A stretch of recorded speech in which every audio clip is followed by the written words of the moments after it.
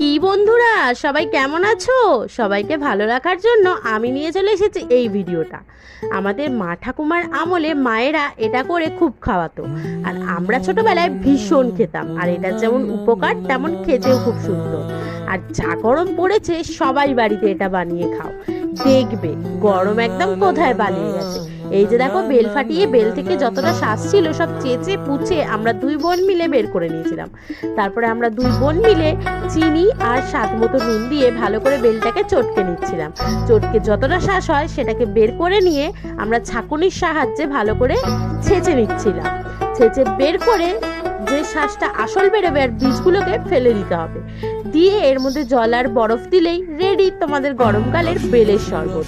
এটা কিন্তু গরমকালে যেমন উপকার, খেতেও কিন্তু তেমন টেস্টি। আর আমারটা দেখো, দেখতে যেমন সুন্দর হয়েছিল, খেতেও কিন্তু খুব সুন্দর হয়েছিল। তাহলে কারা কারা ট্রাই করছো অবশ্যই জানিয়ে